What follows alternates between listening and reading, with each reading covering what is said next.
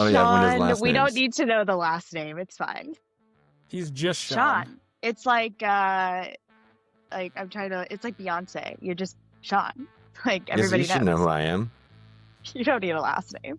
Cool. Well, thank you guys for joining. Obviously, you guys had me on your podcast, which was super fun. And so we're like, let's run it back. And here we are. Let's run it back. Let's do it. Let's run it back.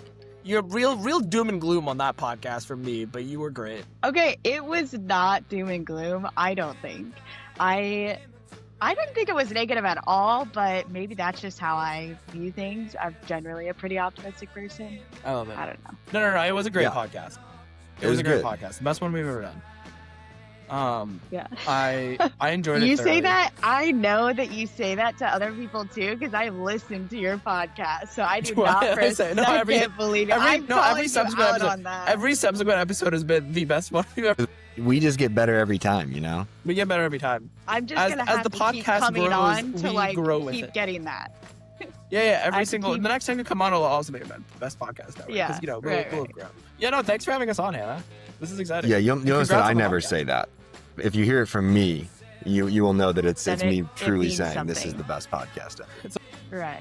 Well, we'll see how this goes. Otherwise, it might mysteriously be lost. It's okay. Be like the It's okay. Bob It Dylan won't be mad basement if it gets tapes. lost. It won't get lost. It's fine. Totally fine. Well, if I guess we should give a background on how the heck I know you guys. Ibby, we go way back. Honestly, at this point, it feels like a few years ago. At this point, we're looking at like a decade ago, or No, it's half my life. honestly, It's half my more. life. I turned More. 30. I turned 29 next week.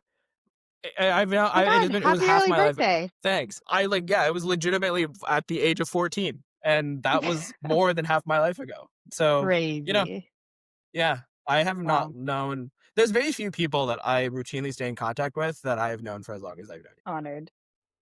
you. And Are you? You say that to everybody, Hannah. I am. You say that to everyone. You say that to everyone. I'm honored to know you. Called out. No, that is wild that we've known each other for half of our lives, which that just does not feel right. I don't feel old enough for that, but here we are. So Yeah. I still feel 15. I still feel And 15. you guys have both been I guess if anyone wants to hear all of our high school stories, they can go listen to your podcast, Numbers and Narratives, which I was on a few weeks ago, for all the download on band life.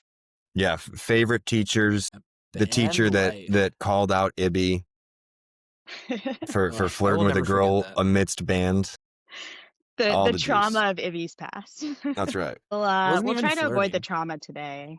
Yeah. No, it was not fun. And you guys have both been a part of companies that I fangirled over, and now you guys are building Cotera, which I also fangirl over. So really just big fans of you guys. I think you guys Woo. you're doing it right so far.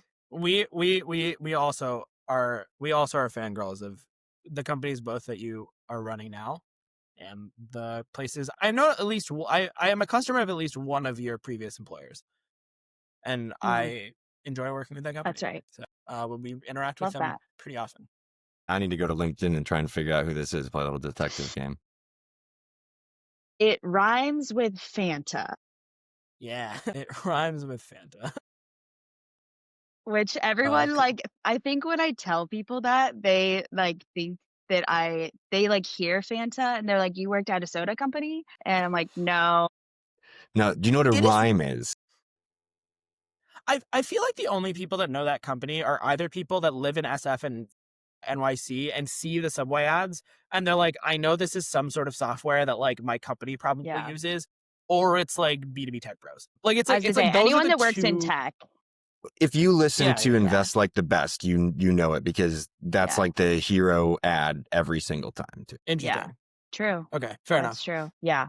But maybe, okay, let's start with like you guys giving a background on each of you guys and what you guys are doing now at Cotera. Sean? Am I giving a background on you or on me? Yeah, you go.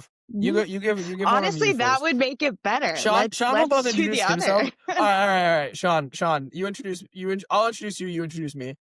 Okay. Hello, everyone. Hello, the internet and people who are listening in their car. Internet. This is Sean Collins. He is, if you're listening, the way he looks is he has a great goatee and is bald. Wait, I actually know your intro because you given it. You grew up in Buffalo, went to BC, joined the Army, was an Army captain, came out of the Army, founded a few companies, worked at a lot of agencies, and was most recently, before Cotera, the VP of marketing at Built Rewards. Love Built. Huge fan. Love Built. Built's incredible. You guys describe Built separately from how I describe Built, which is you guys call it a rewards company. I used to call it a credit card. A loyalty program. Yeah. A consumer loyalty program that gives you loyalty points for doing everyday activities such as paying rent. Sean is wow. It's like you've heard this before. I wonder. Both from them and from John. Sean is currently the head of marketing at Cotera, where he heads up and runs a lot of our go-to-market. I accept. Yeah. All right. Sean, anything you want to change about that intro? No, that's flawless. I spotted nothing wrong. I spotted nothing wrong. All right, I'm Ibby Syed. I'm from Bromaha, Nebraska. Bromaha. Whoa, haven't heard that one before. Usually we say Homaha. Really? No, I've never heard that. Would have been a layup. We always say Bromaha's not bad, actually. That's not bad though. Yeah, makes more sense for Ibby, I think, than me. Yeah, I agree with that. I went to a small private school in Massachusetts, just outside of Boston. After that, I was the first data science hire at Peloton and built out the data science team. Spent some time there, largely working with the marketing and customer experience teams. When I was leaving Peloton, I did some VC time, was an entrepreneur in residence, and then founded Cotera. And then the fun snippet that I don't tell people until I'm like had a beer or something like that is I actually founded a company and sold it while I was in college. Well, wait, okay, Ibby, sold it. I don't think I knew that. Whoa, okay. Sold it has a huge asterisk to it. I didn't really make any money on that company. We sold it for like debt. That's still something. We actually owed more money than the acquiring company paid us. So I had to work at that company and pay off the amount of debt that we had. No, like an indentured servant. Do not start a company, not drop out of college, and then put it all on like credit cards. But see, you can't pay for a lesson like that. You know, that's just you earned your scars. You really can't. It's almost filing for bankruptcy at the age of 21. That's the lesson. Well, live and learn. No, live and learn. So second time founder though. If any VCs are listening to this and considering investing in our Series A, I warn you, don't take that as a warning. I'm very fiscally responsible now. Yeah. I'm very fiscally responsible now. And as you can tell by my hair, because I do have the best hair this side of the Mississippi. I feel like you gave me a better intro than I gave you. Now I feel self-conscious about your intro. See how I put it back onto me? Yeah. That was a great intro. Thanks, Sean. You guys both nailed it. And obviously big fans of Built, big fan of Peloton. I use the Peloton app every day. Yeah, and now big fans of Cotera. Love Cotera. Woo. I think let's kick things off with, obviously you guys are, so how many people is Cotera? And do you want to explain what Cotera does? About 10. Yeah, we are the easiest way to build AI agents, bar none. We hope. We try to be. Sometimes it's not. But basically, while other companies are either enrichment tools or workflows, with Cotera, all you really have to do is drop in, start writing a prompt, connect to the tools, and hit go. We want setting up an AI agent to be as easy as opening up a email thread with a new hire, explaining to them how to do a repetitive task, giving them the logins, and then telling them how often you want it done. That is what our product does. You can interact with an agent in one of two ways, either chat with it and get it to do something now. That's our newest feature that we launched. Or run it on top of a piece of owned data infrastructure, like a data warehouse, like Snowflake or BigQuery that you might have, and you want a repetitive process done to every bit of data that comes in there. We're used by companies like Built, like Peloton, Skims, OpenSea to save human time. Growth. Just kidding. Inertia growth. Listen. I'm not. You don't have to. I was giving you a way out. Like if you wanted to like not talk about us, that's perfectly fine. To automate repetitive, manual, painful tasks, things that you don't want to do every day. And we claim that we have saved over 80 million hours so far of human time. We want to take that to 5 billion in the next 5 years. We want to get it to 1 billion hours. I haven't heard that stat yet. Sean's like, no, it's a real stat. I calculated it. I say it on every podcast. I say The it on head of every marketing's podcast I go freaking to. out right now. The head of marketing's freaking out. I was like, what? How is this possible? No. Yeah, if we assigned a while back, we assigned a number to how long it would take for all of the tasks to be done that Yeah. our AIs do to be done manually, and we've assigned each one a variable, and over 80 No, million I hours believe saved. that. Even just how we've been using it, 100%. Like some of the things that we were doing manually years ago when I was at a previous company would have taken, I mean, we couldn't have done it because it just didn't make sense for the sales team to do.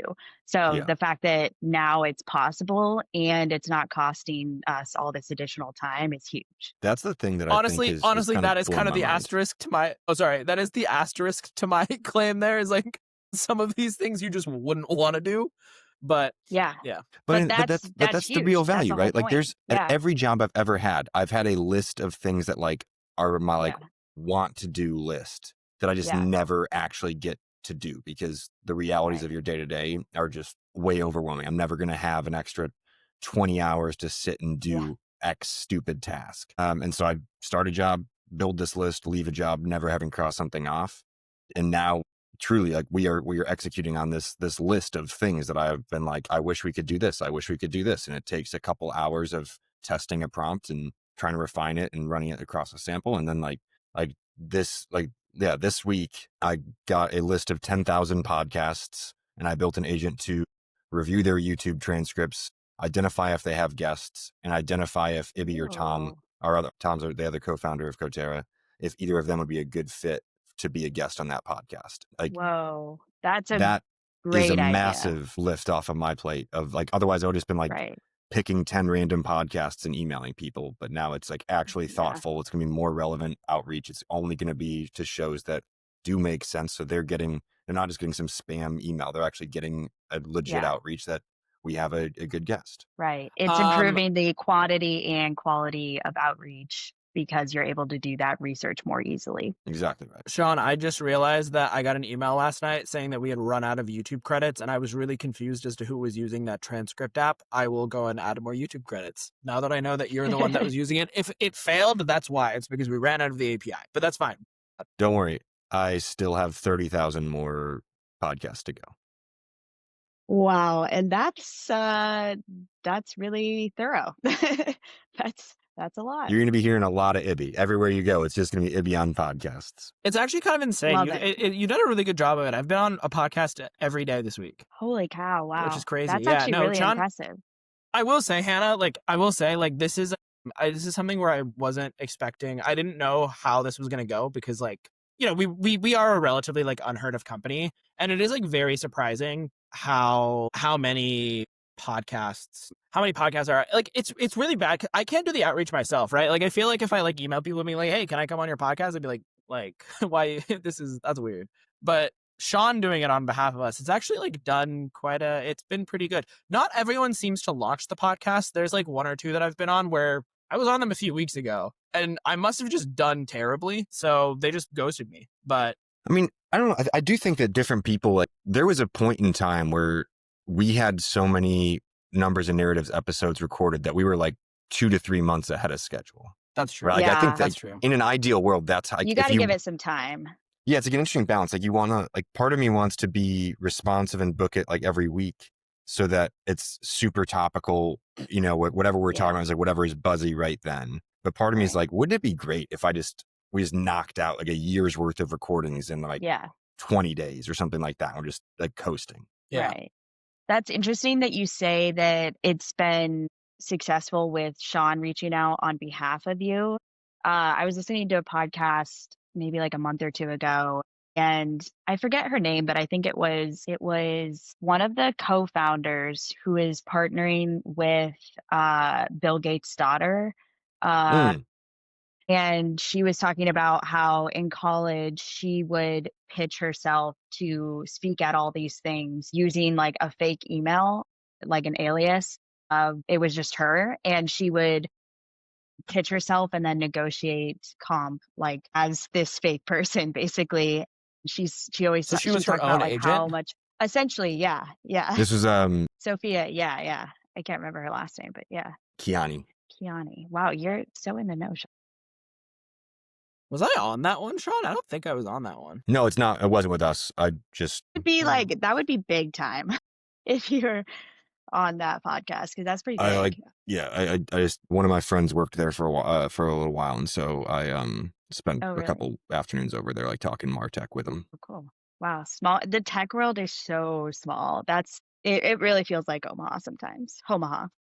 Bromaha. Bromaha. Omaha. Sorry, Bromaha. Okay, Sean, you mentioned one use case. What are some other use cases that you guys have been doing with Cotera? Like, what are some of those other agents that you guys have built, experiments, tests that you guys have run? So for me, the other one I built one yesterday. We like Ibby said, we're an early stage company, right? So we do not have tens of thousands of site visitors a day or anything like that. And so I would say we are below the volume of traffic where I'd be A/B testing Yeah, pages to try and optimize. And so I built an agent to like constantly be reviewing our site and working through specific modules and giving me feedback and coming up with new concepts. And so we just rather than A/B testing, we just make a change, launch it, see how it goes. And so I gave it kind of this rubric that I wanted it to think about and a framework that I wanted to use. And now it just reviews the site and gives me feedback on like, hey, you should, let's see what the most recent feedback was. You're breaking news right here. and what's It, in some of the like what was in the prompt of like what feedback were you looking for? so there's this book called Prove It. And when I was at this email conference, really good email conference a year and a half ago, 2 years ago. The author was one of the speakers. And so she kind of talked through it. And her whole thing is that there's such a lack of trust between consumers and brands that marketers should think of themselves as almost as like a lawyer building a case. And so you need to have like a body of evidence. And she has like, hey, there's these five types of claims. And so she assigns every marketing claim you'd make into one of five categories. And then she gives you 3 ways or 2 ways per category of how you can demonstrate that. And then within each of those methods, there's, a few different approaches you can take. And so I gave it all that context on these are the 5 claim types. These are the ways you can display that and back it up. This is the type of evidence that is good. And so it reviews the site, all the copy, all the images, identifies what the claims are, gives me a score per claim, and then is like, here's where so like one of them was like that I should have more differentiated types of social proof and expert testimony. It's like right now we have a couple testimonials from users, but it was like, your case studies are buried on a separate page, like bring some case studies to the homepage, try and get something that's not just a user, but industry recognition. And so it kind of gives you this hit list of things of like, okay, cool. Like we don't have any industry recognition right now. So if that's the way I should go, then it kind of, you're like, okay, for the next 2 weeks, I'm going to go and figure out like, what would it take to do a G2 sprint and get a bunch of reviews and get a G2 badge? Should I take we just launched on Product Hunt a week ago. Should I take our Product Hunt badge and put it up there? Should I try and get Ibby into a Forbes article or something like that? And then, get a quote from Forbes or whatever, right? Like it kind of gives you a different lens and a reminder that there's, that you shouldn't like get pigeonholed and only support your argument with case study stats or with like Yeah. claims that we're the fastest. And one of the things is like, you don't compare yourself to any other platforms. So, give people the ability to compare you to your competitors easier. So it's stuff like that. Yeah. I think a lot of people think, oh, case studies, we just need like the more the merrier. And that is not always the case. And I think people are oftentimes too hyper focused on volume of case studies and rather than having these different, like you said, the industry buy-in like G2 and things like that. Yeah. Yeah. Case studies are always interesting because like as a consumer, I'm always grateful when they send me a case study, but I don't know how often I really actually read it.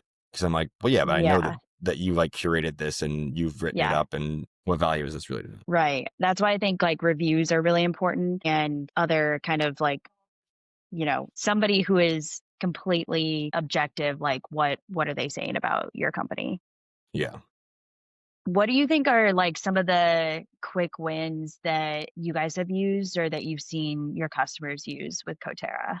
Like what are some of the things that you're like, this is brilliant. Every company should be using Cotera in this way, building AI agents to do these 3 things, for example. Yeah, it goes a little bit by function area. One thing that I thought was pretty interesting was, and I don't know, I'm happy to share this, but one thing that I thought was particularly interesting is I was just messing around with something that was possible. Was one of our customers, they have like a consumer research team, turns out. I didn't even actually know this. They use this for a completely separate use case, but we built out this agent that basically goes to Reddit and like finds people talking about something. You tell the AI agent, hey, go find people talking about like Hoka shoes, for example, right? Like go talk about people talking about Hoka shoes and do like a competitive analysis on like what people like about Hoka versus like what people like about Nike and like make me a deck. And the way the AI agent works is it just like is like an explainer of like, here's what I want you to do. I want you to go to Reddit. I want you to make a deck. And then what you do is you connect it to a Reddit app that can like actually read a Reddit thread and read Reddit comments and read a post. And then you connect it to like a Gamma app that like makes a deck. And basically what it does is it goes to Reddit, reads all the information, ingests it, and then it knows how to make the deck, and then it just makes the deck. And suddenly, like, you have this like really all-purpose app that can do like pretty easy competitive intel for you. And that's the kind of, I think, framework that we're going to start to use and develop templates around. Like, Hannah, like one thing that is really easy and interesting is like, hey, just like do deep research on this company for me. Like, I'm going to just give you the email of somebody that I'm meeting with. I would like you to, I would like you to like go and figure out whose email this is, figure out what company they work for, go to their LinkedIn, read it, figure out what they like, figure out what they care about, and like give me a list of questions and a summary on like what we should do for them. And then if they want to automate it, they like pay us to like run it on top of everything that comes in. Yeah, I think sales processes are going to look very different. They're already changing a lot, but that is something that used to be done manually and can be fully automated now and save a ton of time for your sales team. Yeah. I think those are the perfect use cases because it's not just saving time, but it's actually improving quality too. Like, so my wife was in sales for years, and it always, and I am passionate about lifecycle and CRM. I fucking love CRM. And it would break my heart when I would work from home and find out that on Fridays she would do all of her CRM updates for the week. And I was like, how are you remembering stuff from a call on Monday? Like I can't bring it off remember this that. podcast, and by the time I get back to the office, I will forget what we talked about. I mean, this is ridiculous, but now that it can extract those insights and update the CRM automatically for you, not only are you not having to do that task, but it's happening promptly, which means any automation triggered off of anything is happening faster than if you wait till Friday. It's more accurate. Right. It's not your memory trying to, and you're trying to like work through things. Like it actually has the words. It's just so much better of a system. And so I do think that like when you start to identify those things where I don't think that would have been my first idea of like a valuable use case, right? I would have thought about things like, like I said, the list of tasks that I'm not even doing as opposed to just taking things off of my plate. But when you start to look at like, how do you give yourself more time and improve quality? There's so many easy things like that. Yeah, very true. So you obviously love CRM. What are some of the kind of like undervalued life cycle signals that you think people are not necessarily using the most today? I think it's kind of switched from like a few years ago, even it was nurtures and maybe some nudges, but now it's all about intent and signals and, product use, those types of pieces of information and using that to make a much more sophisticated journey for them. What do you think people are kind of like not doing right about life cycle right now? I think that too many people, like there's too much of a gap of what people understand that they should be doing and what they're practically doing, right? So like, I think if you were to talk to life cycle marketers, they would all be like, yeah, of course we should use AI and the data points we have to have dynamic journeys and to think about more triggered campaigns instead of like a day 1 email, day 3 email, day 4 branch decision, follow up with a push if they've done this, follow up with an email if they've done this, take no action. But if you were to actually go into most people's ESPs, CRMs, maps, whatever you want, whatever kind of tool they're using, whatever you want to call it, 99% of people, it's still journeys, very linear. Maybe you have some branch logic, maybe not. And so I think that's like, I think whether you want to use, there are purpose-built tools for this kind of stuff, right? Like AMP is a phenomenal tool. Paul Meinshausen and Sean Wheeler and team have built something really, really incredible. And it does like a ton of explore, exploit on right time to send, right content to send, right offer to send. It's really, really cool. Or you can use something like Cotera and, you know, Ibby was talking about how it can sit on top of your data that you have. And so we can take your amplitude data, your post hog data, whatever sort of product usage data you have. We can also integrate Zendesk or whatever your CX platform is. And so now you're getting not just like, hey, they did this event, and so we're going to send this message, but you can start to have these agents identify signals and say like, hey, Sean submitted a CX ticket a week ago, and we haven't seen him use this feature since.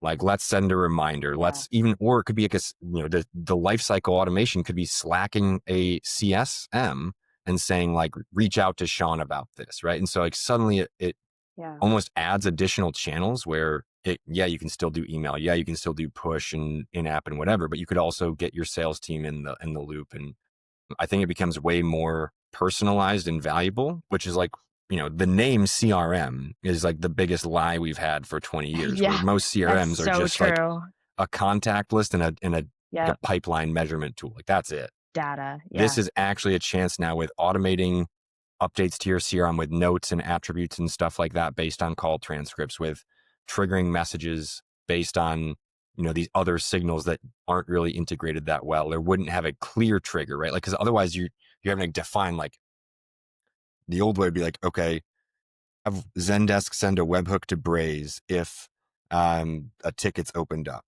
And then if it's been 3 days and we haven't gotten an event from Zendesk saying that the ticket's closed successfully, send an email. Like that would have been the old way. But now you can have an agent that kind of monitors all that.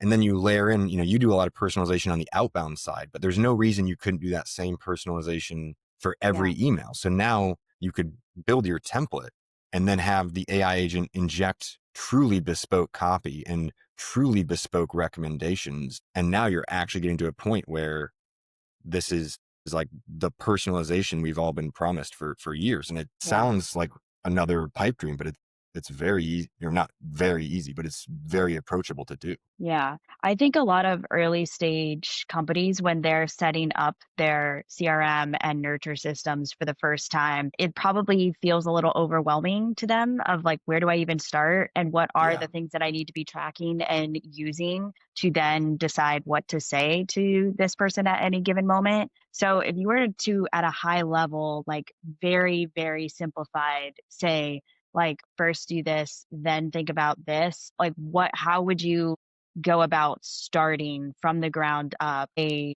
life cycle system that's effective and using all of these signals? Can I interrupt on this one, actually? Because I think this advice applies to AI. I was talking to someone yesterday where she just kind of came and, it was introduced to her by a friend. She's like a head of strategy somewhere. And I think the most common mistake that people make is they don't start with what they know, right? They just kind of start with like, hey, like now, like I'm going to use AI and I want to use AI in a big way. So they set up this like really, really multi-tiered approach, and they try to like hit 1.5 million different things. And like a really, really simple thing to do. And Sean will give the actual feedback on the life cycle side, but it is like, hey, what are you doing today with your job manually that you can use to get a proof point of success with AI, right? And so for a lot of us, when we worked with other CRM companies, this was like dynamically like putting people into personas, right? We started off like with RFM models, which is like where like we'll like score this customer and like send them custom emails based on like what score they fit into, right? Like, are they like a high spender who frequently spends with us, or are they somebody who now is churning, right? Like figure out like what their categorization is based on their features. Like that is like a really, really good place to start. Like most people haven't even done that. Just have an AI like tag each customer and like put them in different categories. And when their categories change, like send them an email, right? Like that is like something that a lot of companies do super manually right now, where they like do it in Google Sheets and then they upload it to Klaviyo and they send an email. That's kind of the way that you should be thinking. And then once you've gotten some of those steps and you've gotten warmed up, like try just taking a completely different approach. But it is really like, there's a stat that says that 90% of whatever, like enterprise AI integrations have failed. And I think that most of the reason for that is just because people are trying to do like a ton. Yeah. It really does start with taking one piece and just continuing to layer and build onto it. Yeah, I very much agree that I think too many people are coming at this with huge scopes Yeah. and also huge expectations. And if you take it like you would any other platform that you're integrating or any other tool or technology, you're going to do the crawl, walk, run. You're going to do small wins Yeah. first, get familiar with it, find out where it's strong, where it's not, recognize that the first agent prompt you have will be better than nothing, but you can still Yeah. improve that, 10 times. And so every agent we've talked about today, like I'm not like putting it on a shelf and I'm done with it. I'm going to keep going back and looking at results and seeing what I can tweak to make it better. And I think that if you come in and think we're going to redo the way our entire company operates, yeah, obviously you're doomed to fail. Yeah. It kind of goes back to the basics, which are, I think 5 years ago or so, lead scoring was starting to become the big thing, and customer health scoring. And essentially, this would be starting with that again and then layering all these other things that essentially, I mean, to your point on basically it's kind of pulling in, now you're able to use data from different sources, like what is their product use, how much money are they spending with us, how much are they using the product, when's the last time they talked to their CSM. Like there's so many different pieces of data that now you can put into an agent and take it a step further of like what's the analysis beyond that, and how do you make it a bit stickier going forward, where can you upsell them, where are the opportunities that you just wouldn't be able to really do at scale. Maybe your CSMs or account managers could do that at a high level for like the top however many customers in their books, but it's a lot harder to do that at scale. So Yeah. it's interesting that now there's a lot more opportunity with the AI agents. Yeah, completely. Yeah. What do you think is like, what are some kind of up and coming tools right now within AI that you think are kind of like maybe the next big thing? It's a good question. I feel like, Ibby definitely plays with a lot more tools than I do, but Uh, one of most my tools that really I've tried oh, out, I sorry, go. feel like I'm disappointed by. Like, I think that's the other thing by AI is like, Yeah. I think a lot of AI these slop. platforms and tools just kind of suck. Like I had a call with a guy the other day and I noticed that. So we use a tool called Grain as our call recording platform. There's Otter AI and all these other ones. And he had a Fathom That's what I use. recorder. And so I Yeah. asked, I was like, hey, what do you think about Fathom? And he goes, dude, this is AI that actually like works. Like it's crazy. It sends Fathom, at least with his settings. I don't know if it's the default or not. We don't have it, like I said, but it sent me the transcript and notes as Yeah. well. Yeah. And it just was a higher quality output than Yeah. any other transcription thing I've used. And I was blown away. And so I do think that I think that people bucket AI together, but there are specific tools that are genuinely better than others. And because it's just everything's kind of blanketly called AI, people Yeah. associate everything as equal footing, but it's not. One of the ones I Right. really like are ones that do like hyper specific things super well. The ones that do that I really like, Gamma is really good. Like we launched our Gamma integration and it actually just like makes Yeah. us look better, where suddenly like I can try to build a tool that will make a AI version of Google Slides, but it kind of sucks. Gamma is beautiful. Like it just like works really, really well as long Yeah. as you prompt it super, super well, right? Which that's Yeah. pretty awesome. That's super awesome, actually. That's one that I really like. The other one that I And that one personally stands up because I've tried competitors of theirs that suck. Yeah. And it's one of those things I don't want to call out this brand, I guess, for sucking. And part of me does because you deserve to be told you suck if you suck, but I'm not going to unless you ask. But I got an annual subscription to it, trying to save some Oh, money, wow. and it's awful. And so I've used the AI features like, for the first month, I was like, this is just unhelpful. And now I just wasted a couple $100 on the annual plan for this thing and still pay for Yeah. Gamma and use Gamma. It's interesting because I think there's a lot of nowadays, everyone thinks, oh, I can just build my own AI tool using Lovable or whatever, insert whatever product you want to use. And that it goes back to, I think right now we're in this phase of, okay, we didn't have a lot of AI tools. Now we have way too many, and there's a lot of junk out there that is not that valuable. I think we're going to return to a smaller group of these are really high quality tools that, frankly, were not built on Lovable, and were, dedicated teams have really improved the quality and the output. So I think it'll be interesting to see what kind of ends up remaining in a year or two from now. Yeah, I agree with that. Claude Code is another good one. I think that I really like Lovable. What is that but one? I don't think I've heard. Claude Code is just like a coding agent. It's like a better Oh, version I thought you of said Cursor. clock code. I was like, what is that? No. Claude Code. It's like better Cursor. Yeah. It's incredible. Like, if you're like an engineer, or anyone who's like even engineering adjacent, it is quite legitimately like one of the most amazing products I've ever used. Like, I constantly have it running. Like, Is that what Braden uses for all of his stuff? He's always coding stuff too. Yeah, so Braden uses a bunch of different tools. He was doing a lot. He now uses Claude Code, which is. He was a big Lovable guy before.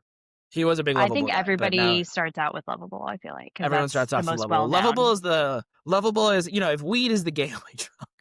I don't know what kind of podcast you're running here, Dana, but if weed is the gateway drug, that is Lovable. It's so true. It's so true. Yeah. Yeah. What do you think is kind of like on their way out as far as AI tools right now? Is there anything that you think is kind of going downhill, or becoming more obviously not as useful or valuable?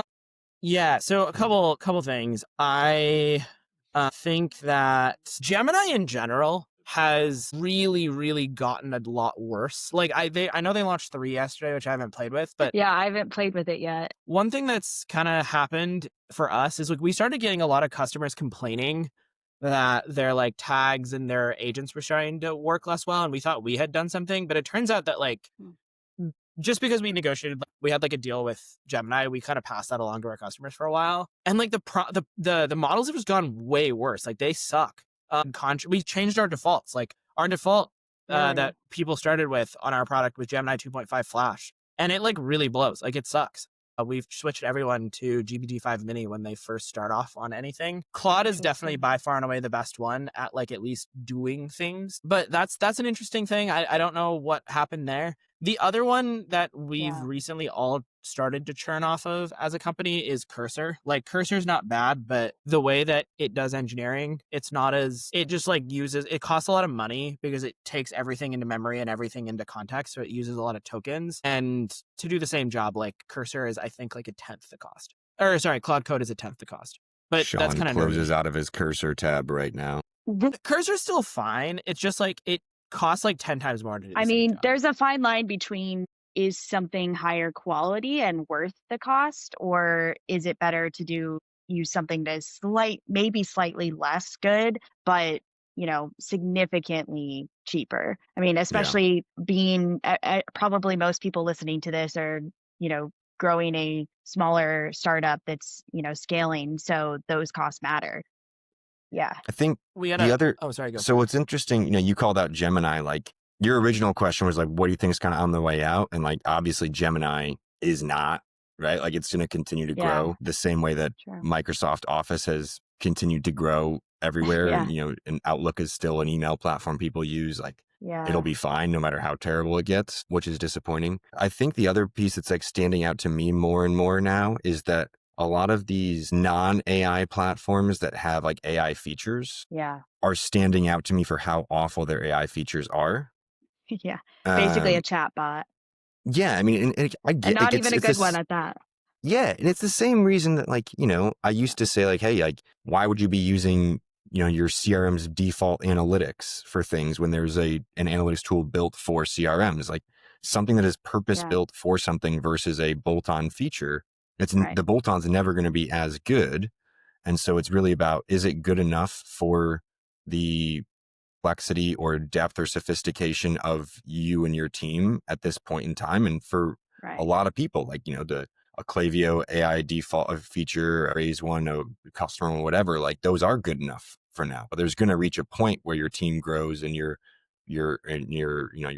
targets grow enough that it's worth bringing on a specialized tool. And so I think that's been kind of a big learning from me in the last little bit is that I think that a lot of those non-AI platforms, their AI features kind of suck. Yeah, That's true. Okay, let's do a lightning round of some questions here. What is like one growth tactic that you think every team should run this quarter? Okay, I've got a good one. One of the things that Braden started doing that I think is genius, and it has led to such an increase for us in bookings, is he is using like one of our bots to, and you can do, I'm sure you can do this not using us. I'm not trying to make this an ad. I'm sure there's a million ways of doing this. You know all those people that are like, yo, like drop like comment like poop, and I'll send you my like I 16... commented blueprint today. Yeah. Comment blueprint, and I'll give you like whatever the hell it is, and it like just reaches engagement. What you should be doing is you should go onto those threads, and if like what you should do is you should find the versions of your of your product that people have successfully like commented, and you should outbound the people that commented. Yeah. We can help you scrape the commenters, but those people are active on LinkedIn, so they will submit a DM. You know that they're qualified for this product. Basically, just like farm your competitor engagements. And that's like a pretty good growth tactic, in my opinion. Like Reddit, you can do the same thing. Twitter, you can do the same thing. It's definitively like very, very possible to build these lists and just like email them or LinkedIn them. Yeah. That's like a pretty good one. The other one is, I think that everyone who is trying to do like AI engine optimization is lying. They just like, everyone who's trying to sell you AI engine optimization is just selling you. It's the same as SEO. Like everyone says that SEO is dead. That's a lie. The way that these AIs work is they literally just ingest data from the internet. Then they use Google and they use Bing and they use these search tools. So you should just 100% keep doing what you're doing and just make sure that whatever tactics you're doing to have visibility there, you're also having those very specific ones for AI visibility. That's the other one. Yeah, those are great examples. I would say that, for years, I feel like the marketing teams that I've been on and with friends I've talked to have been starved for engineering assets. And it's always been like, I wish we could do this, but we'll never get the resources for it. Well, time to show up now, team. Like you can do this yourself, right? And so I think, especially, Q4, I think we're entering late Q4 where people are starting holiday travel and stuff like that. So what I would say at a different time in the calendar would be like, get out and actually meet people, spend time at events. You can start automating things, but I do think that there is a ton of leverage in just building relationships and meeting people in public again. So, but right now, because of travel and also it's cold and dark outside, so I'm giving you one that you can stay in your house and do. Build some fun little light apps, and like they can be like crazy light, right? Like I think that we often forget or ignore how like vain people are, and how much like I care about myself more than I care about most other things, right? And so like give them a little scorecard. And so I'll put one in the chat right now. It's a LinkedIn feature that I don't even know how. I think Ibby found it. Someone found it. And we've spent like it refreshes daily, and we'll check every couple of weeks and compare like how your rankings are doing. And it's linkedin.com/sales/SSI. And it's like, how do you rank compared to the people in your industry and the people in your network for LinkedIn presence? Like, why not build that for all sorts of things, right? Just some little scorecard. There's like, I used to do a lot of SEO work, and at like the pre-SOW signing, I would put a site into this tool called SEOsitecheckup.com. It's a paid tool, but they have like a free version where you get like a truncated report. Build some little micro app that does 1 to 5% of what your product does, or delivers tangential value. And like, you don't have to leave your house to do it. You can be under the cozy blanket, sipping hot chocolate or whatever, but build something like that. You're going to learn more about AI. And so you will just get better as you're closing out the year and be better prepared for 2026. B, these are if you build a good one, by default, it's something that people are going to share and people are going to talk about, whether it's, a company Slack or on LinkedIn or just with friends or whatever. So build something that gives a little bit of value and is shareable and is fun. Yeah. Okay. I know we're at time. Thank you guys for coming on. Where can people find you? Text me. Shoot me a text if you want to talk about AI. Yeah, text Ibby if you want to talk to me too. Fair enough. And Cotera.co, right? Cotera.co. And yeah, like LinkedIn is actually the place if you want to chat with me, that's the place to go. Yeah, for sure. All right. Thank you guys so much. This was really fun. We need to do this again, as always. This is so fun. Best podcast ever. Best podcast ever. You say that to everyone. All right. Thanks, guys.